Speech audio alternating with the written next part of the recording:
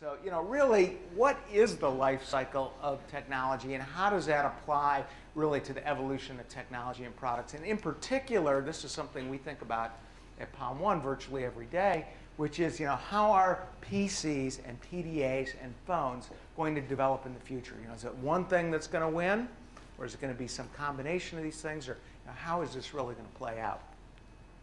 So, if you look back at the couple historical examples I gave, the revolution, something comes along like the electric motor and it replaces the steam boiler, and what happens is really that new technology almost immediately displaces the old technology. They rip out the steam boilers, they put in the dynamo, and you say, well, that's great. It made a big change, but really the usage model didn't really change. Okay, we're not shoveling coal into the basement anymore, but we still had the belts and pulleys. And what really happens as you get to the evolution part is it takes time. It's not just swapping out this one thing, but you have to have a system change. So you had to be able to say, okay, we're going to take these little motors and build them into machines, and we're going to change the way the building is laid out to really make it a solution.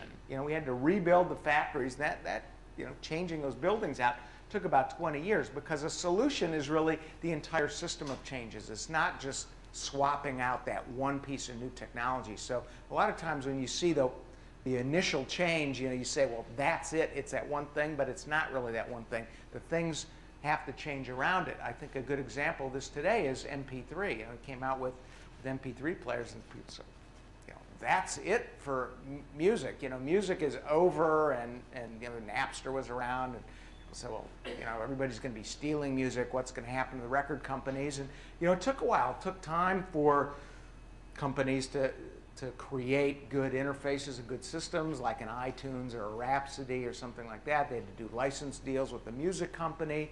You had to have devices that could hold more music. You had to have micropayments. If you tried to do this 4 years ago, you probably wouldn't have made any sense to charge something for 99 cents on a credit card bill. The credit card charges would have been too high just to process it.